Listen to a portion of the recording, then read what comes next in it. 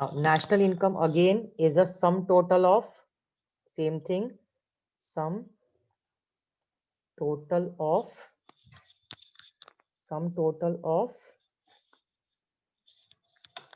factor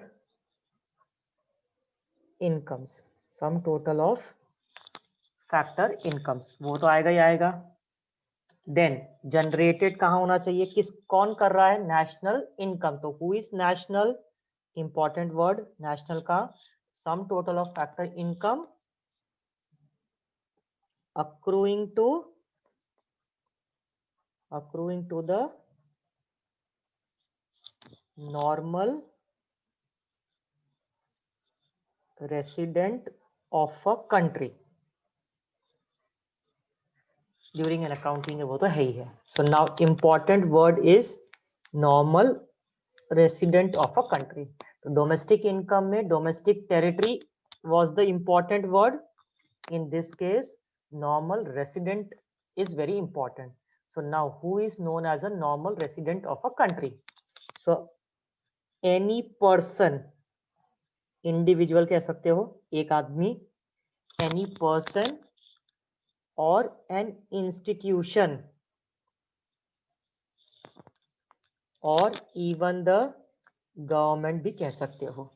सो any person, institution और government is said to be normal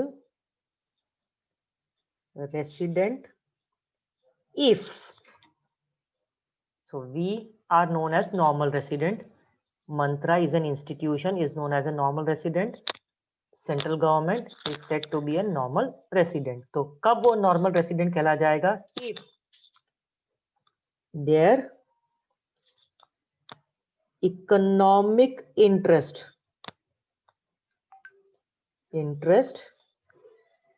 lies with that country where they reside.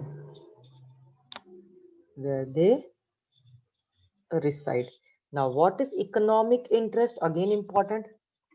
Economic interest again includes three things. One, the generation of income, that is production activity.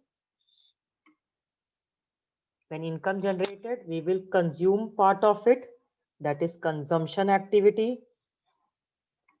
And after consumption, whatever we save, definitely we invest in, या तो bank में invest किया, gold में invest किया, property invest किया, anything. So what we do is the remaining income savings we go for investment. So economic interest includes three activities. Economic interest.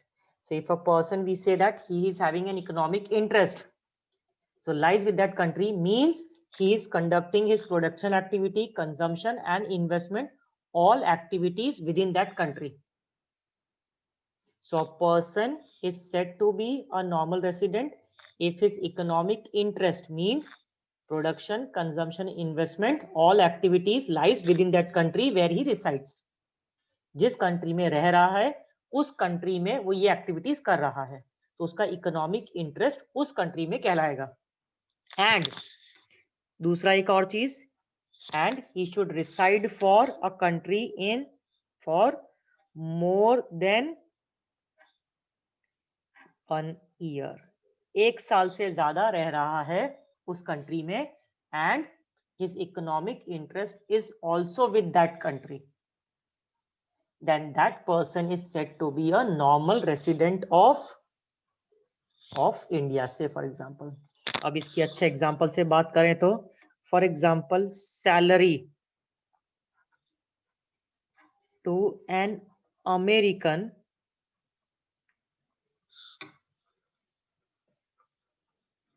Working in Indian bank in India और America में, जहां पे भी हो कोई बात नहीं, बट इंडियन बैंक है. तो salary to an American working in Indian bank, bank is located in India और अमेरिका, जो भी हो, tell me whether it will be included or not.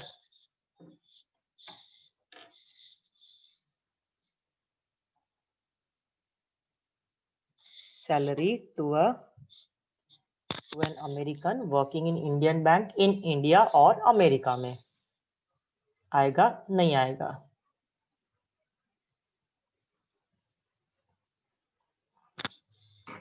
बोलो।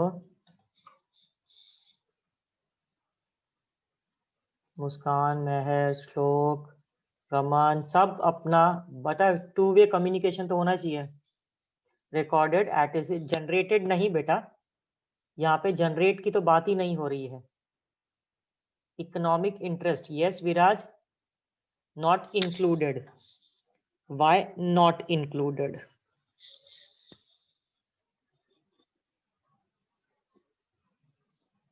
सब अपना रिकॉर्ड अपना चालू कर सकते हैं, माइक चालू करो, बताओ मेरे को। इंडियन बैंक तो है ना नॉर्मल रेसिडेंट। इंडियन बैंक बेटा, सैलरी किसको मिल रही है? पर जनरेट की तो बात ही नहीं हो रही यहाँ पे। जनरेट कहाँ हो रही है? हम तो अक्रूइंग टू की बात हो रही है। किसको मिल रहा है? फैक्टर इनकम मिलना किसको चाहिए? नॉर्मल रेसिडेंट को मिलना चाहिए। तो अगर वो इनकम नॉर्मल रेसिडेंट को मिल रही है then it is a part of national income. तो यहाँ पे सैलरी किसको मिल रही है? अमेरिकन को मिल रही है। सो American is not a normal resident of India, इसलिए ये इनकम इंडिया की इनकम नेशनल इनकम में नहीं आएगा। सिमिलरली दूसरा एग्जांपल की बात करें, से for example profits of SBI located in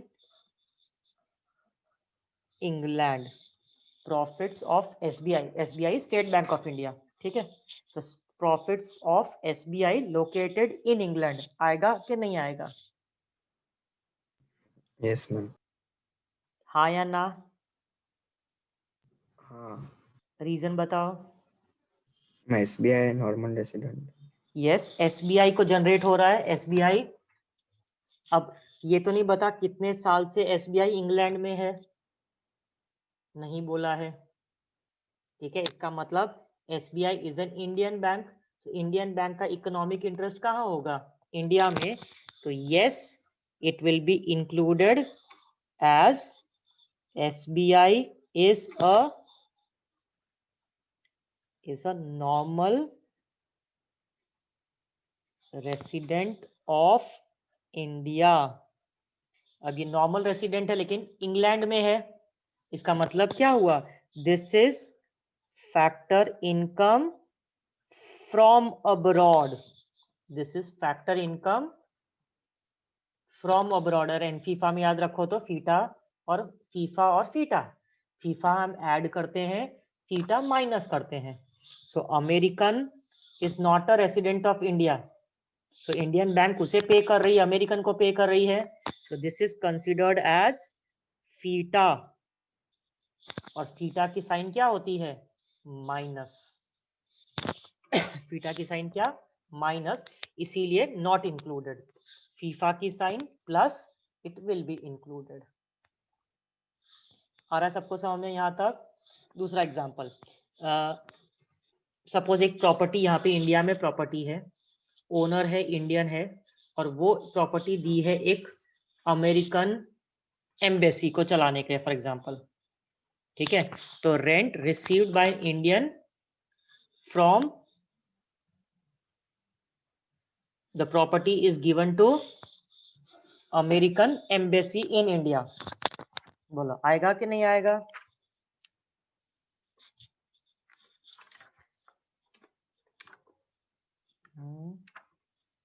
Rent received by an Indian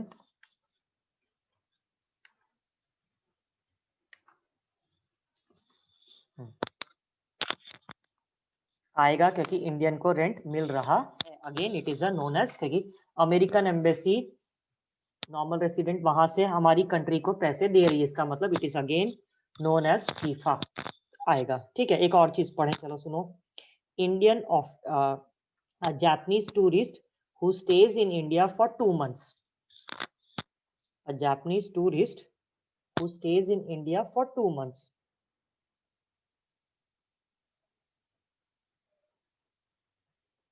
आएगा कि नहीं आएगा?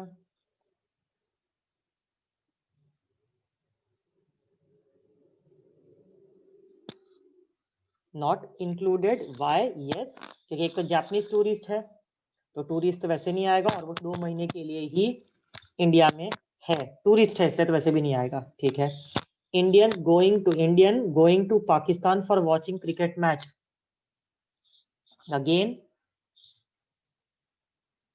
नहीं आएगा, क्यों?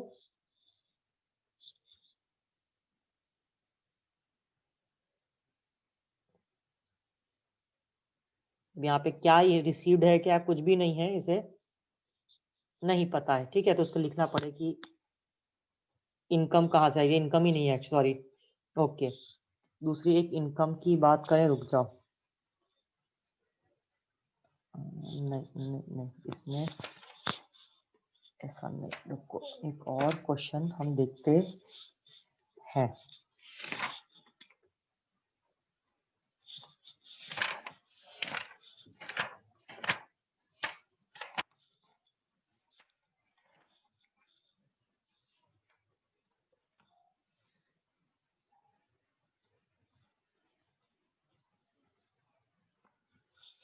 इसमें नहीं, ठीक है, कोई बात नहीं। अब दूसरा example, suppose profit earned by Reliance from his operations in America, profits earned by Reliance from its operations in America.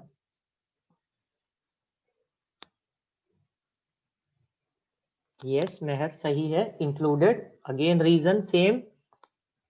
Reliance is a normal resident of India.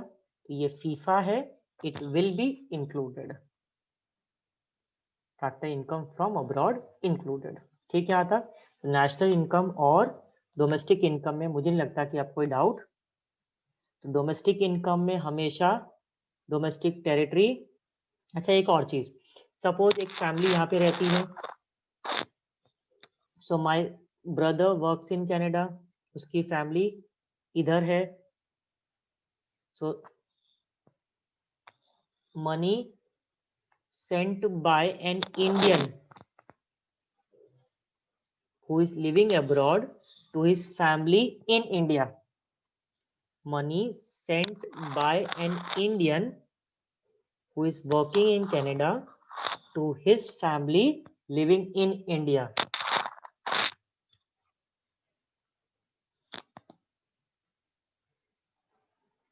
Money sent by an Indian working in Canada to his family in India.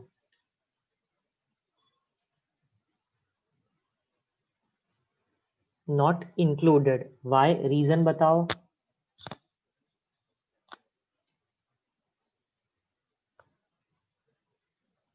Reason बताओ।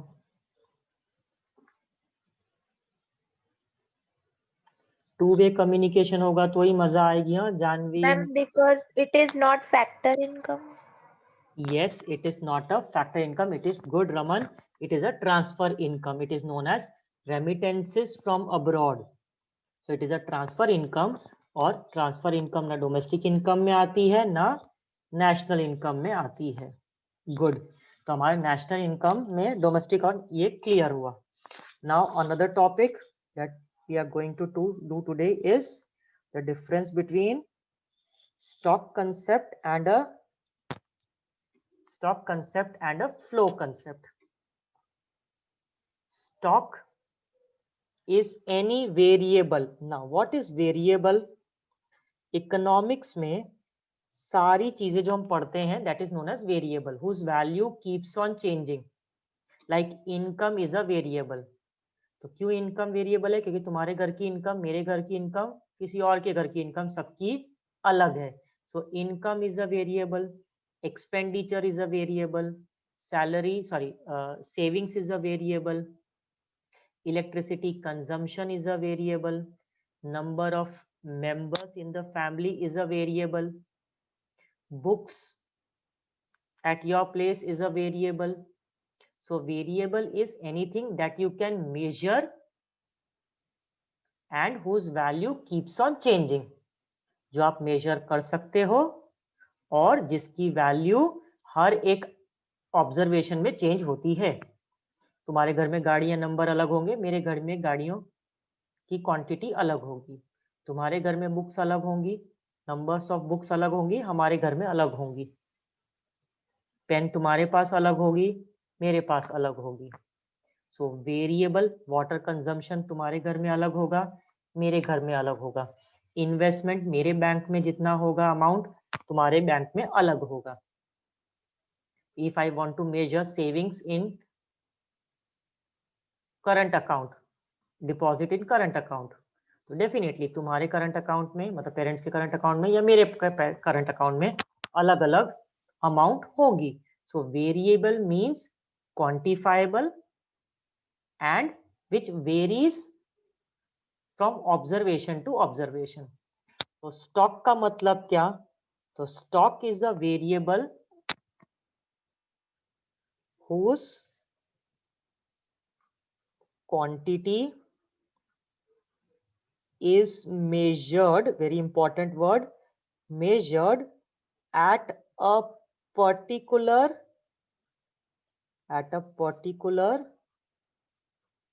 point of time, at a particular point of time, quantity which is measured at a particular point of time. now इसका मतलब क्या? Suppose if I am asking कि आपके अभी pouch में pen कितनी, immediately आपने पाउच खोला, देखा, चेक किया, मैडम 4 पेन है. So 4 pens lying in your pouch at this particular point of time. अभी के तारीख में, अभी के टाइम पे आपके पास 4 पेन है. मैं बोलूं आपके वार्डरोब खोलो, शर्ट्स कितने हैं चेक करो, तो you say madam 12 shirts are there in my wardrobe. What it means, at this particular point of time there are 12 shirts lying. मैं बोलूं घर में शक्कर चेक करके आओ, चीनी कितनी है, तो आप इमीडिएटली आते हो, चेक करते हो, मैडम 3 किलो चीनी जार में अवेलेबल है. सो अभी आपके घर में 3 किलो चीनी अवेलेबल है. पेट्रोल पूछा पापा ने, कितने का पेट्रोल भरवाया, बोलते 1500 का पेट्रोल भरवाया. तो आपकी गाड़ी में अभी 1500 का पेट्रोल है. This are the all examples of stock variable. मैं पूछूं आपके बैंक अकाउंट में पैसे कितने हैं, और आप बोलते हैं मेरे अकाउंट में 60,000 रुपीज अभी है, मतलब मैं 60,000 का चेक लिख सकता हूं. इसका मतलब money deposited lying in your bank account is a stock concept. ठीक है. Now what is a flow concept? It is a variable. Flow variable क्या है? So variable whose quantity is measured over a time period, over a time period. So at a particular point of time, over a time period. Now what is the difference? Suppose I am talking of, suppose Reliance के profits की बात कर रही हूँ. When I say that Reliance profit is of 7,000 crore, what it means? Is it a correct statement? Profits of Reliance 7,000 crore. आपको इस statement से क्या समझ में आता है? Is it not an incomplete statement? क्यों इनकम्प्लीट है? 7,000 करोड़ प्रॉफिट्स, हमें क्या पता फर्स्ट क्वार्टर का प्रॉफिट है, सेकेंड क्वार्टर का, थर्ड या फोर्थ, कौन से क्वार्टर का 7,000 करोड़ प्रॉफिट है, या फिर ईयरली प्रॉफिट है. मंथली प्रॉफिट है, ये तो बताया नहीं हमने, तो पता कैसे चलेगा? तो profits is always 7,000 crore per annum, per month, per quarter.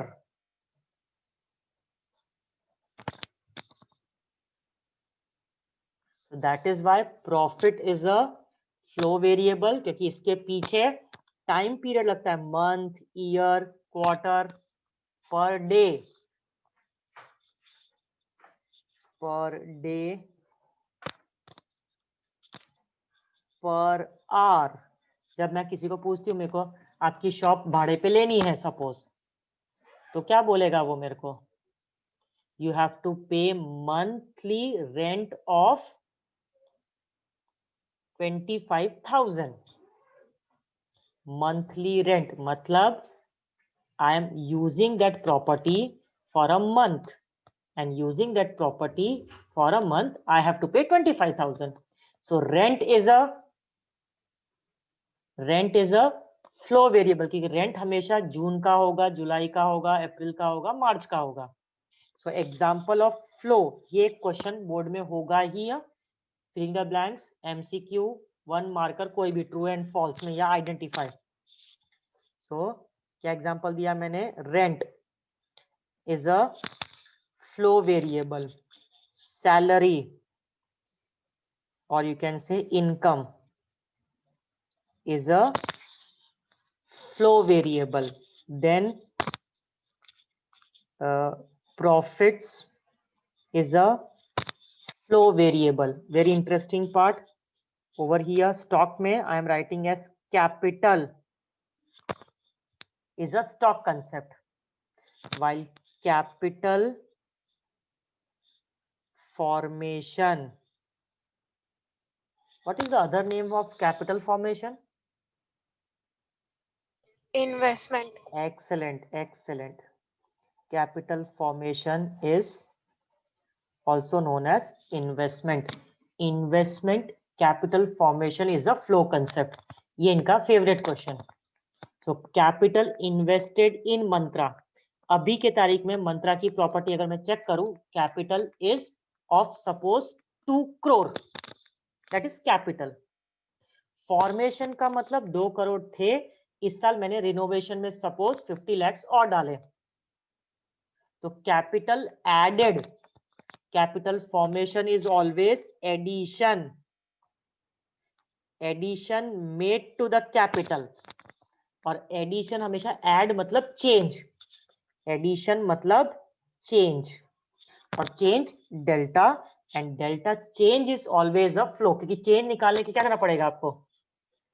अगर मैं कहूं कि लास्ट ईयर मेरी सैलरी 25,000 थी, इस साल मेरी सैलरी 30,000 हुई, तो कितनी सैलरी ऐड हुई? तो what is the change in salary?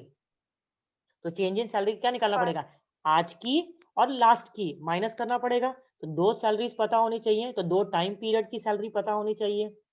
That means change addition of 5,000 is my capital formation flow concept.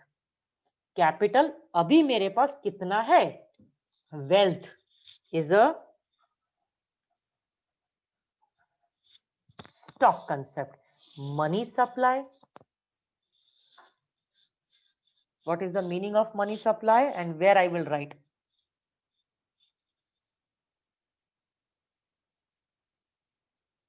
Ma'am तो स्टॉक में आएगा ना मनी सप्लाई? आएगा, बता रहे हो आंसर या पूछ रहे हो? मैम आएगा। कैसे, रीजन बताओ। Ma'am because money is present at a point of time only in a particular quantity. कुछ भी बोलते हो, ढंग से बताओ। What is money supply? Who will tell me what is money supply? Currency held by the public. Only currency held by the public?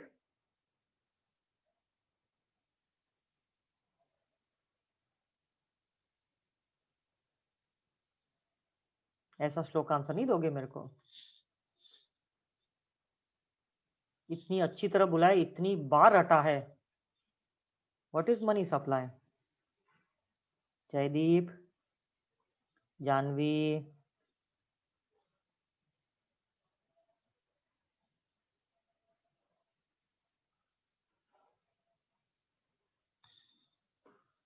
बोलो बोलो, what is money supply?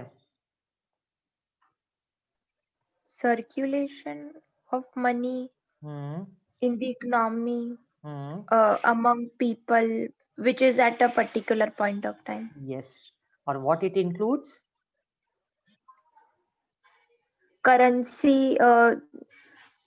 with the public and the demand deposit. Okay, now my question is how demonetization, what is the meaning of demonetization? Everybody knows what is demonetization?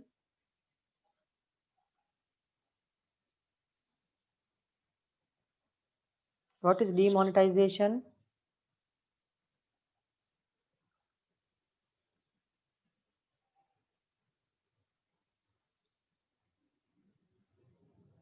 Ma'am, can you please repeat the question? Demonetization में क्या हुआ था? What is demonetization? How demonetization affect money supply? Will it reduce? Will it increase?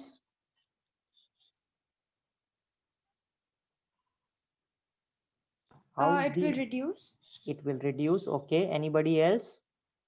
How demonetization will affect money supply?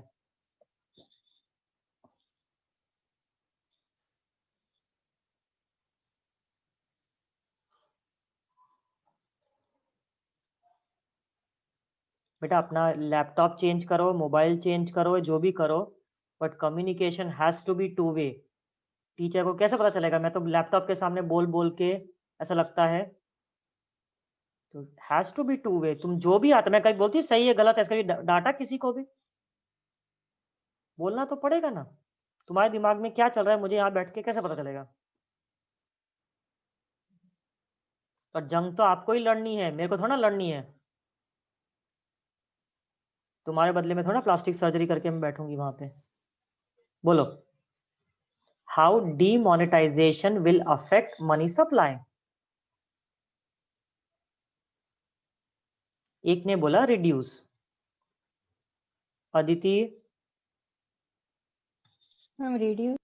Okay, दूसरा बोल रही reduce. Janvi ने बोला, किसने बोला? जानवी ने बोला रिड्यूस। और श्लोक आपका क्या कहने का है?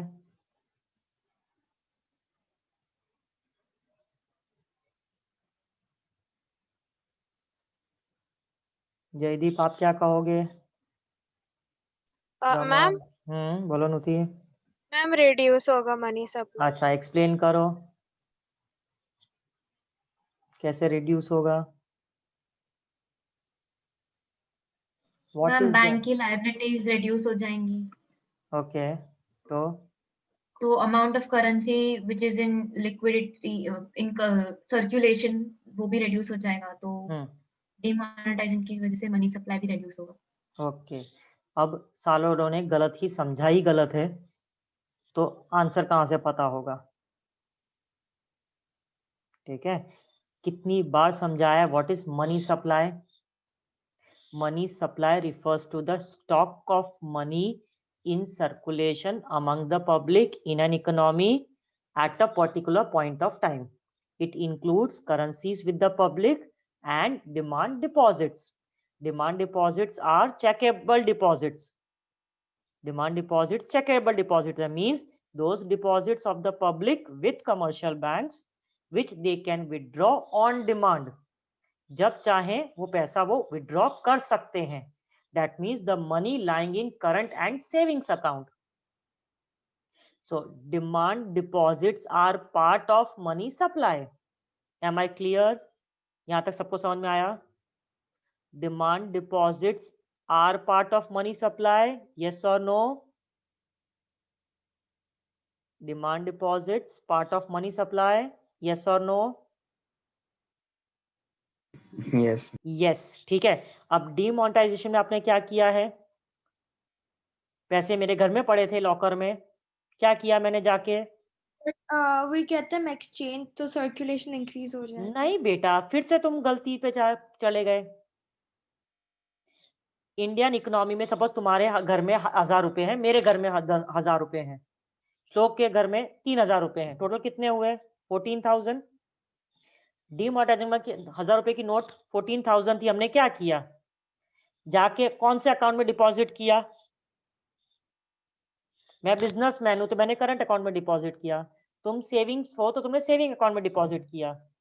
तो हुआ क्या, जो करेंसी जो पब्लिक के हाथ में थी वही करेंसी किस में कन्वर्ट हो गई, अब किस में कन्वर्ट हो गई वो करेंसी, डिमांड डिपॉजिट में कन्वर्ट हो गई। So money supply includes currency with the public plus demand deposit. तो पहले करेंसी लोगों के हाथ में 14,000 थी, अब वो कन्वर्ट होके डिमांड डिपॉजिट्स में आ गई, और दोनों ही is a both are part of money supply. तो कैसे मनी सप्लाई कम हो गया या बढ़ गया, मनी सप्लाई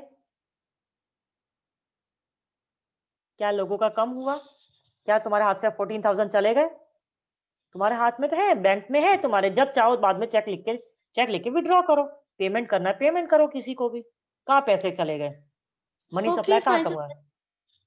हाँ, there will be no change. There will be no change in money supply, क्योंकि तुम लोगों ने क्या समझा है money supply, money in circulation,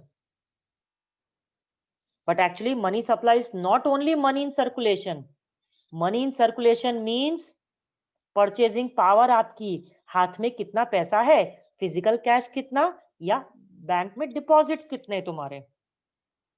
तो करंट अकाउंट और सेविंग्स अकाउंट भी तो तुम्हारा मनी सप्लाई का ही पार्ट है।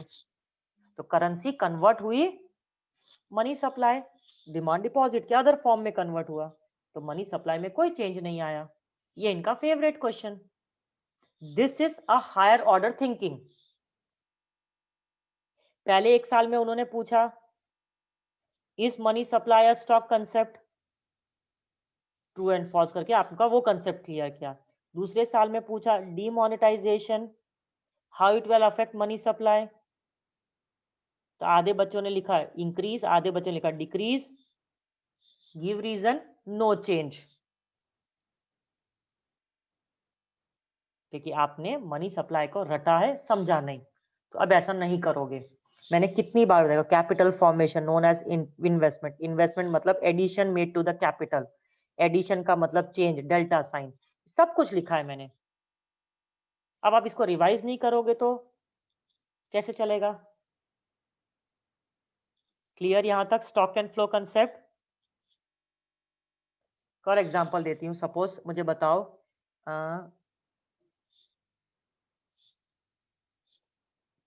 प्रोडक्शन ऑफ 3,000 शर्ट्स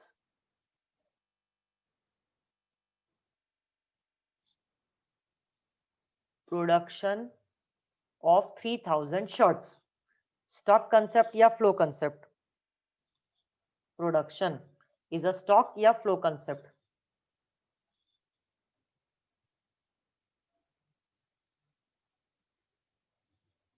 बोलो। Production is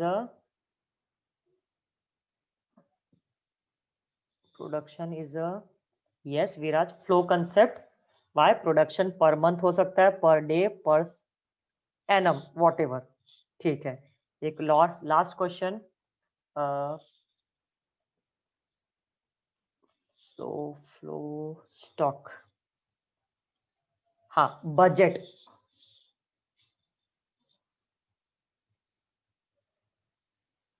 budget, government budget, Stock concept. Stock.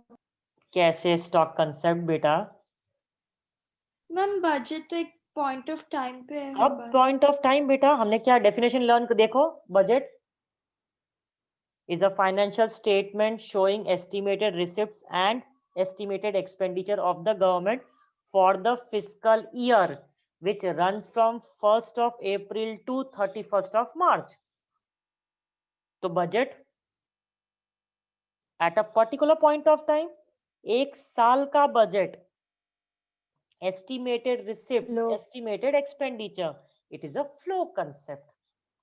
Balance of payment, BOP,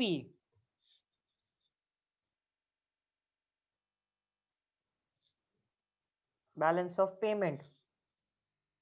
Again, balance of payment measured over an accounting year is a flow concept. Clear? तो अब यहाँ पे हम stop कर रहे हैं आज के लिए. डाउट है किसी को भी? स्टॉक का बोलो. एग्जांपल दे सकते हो प्लीज? किसका? स्टॉक का सारा, जैसे तुम्हारे पाउच में पेन कितनी, इज अ स्टॉक कंसेप्ट. मेरे गोडाउन में inventory lying in my godown is my stock concept. कितनी इन्वेंट्रीज हैं चेक करो, बोलो कि 3 लाख की इन्वेंट्री पड़ी है, इट इज अ स्टॉक. अभी मेरे पास 3 लाख की इन्वेंट्री है, स्टॉक कंसेप्ट. गोल्ड, मम्मी को पूछो घर में गोल्ड कितना आपका, तो मम्मी बोलेंगे मेरे घर में टोटल गोल्ड मेरे पास 15 तोला है. So 15 tola so gold at this particular point of time.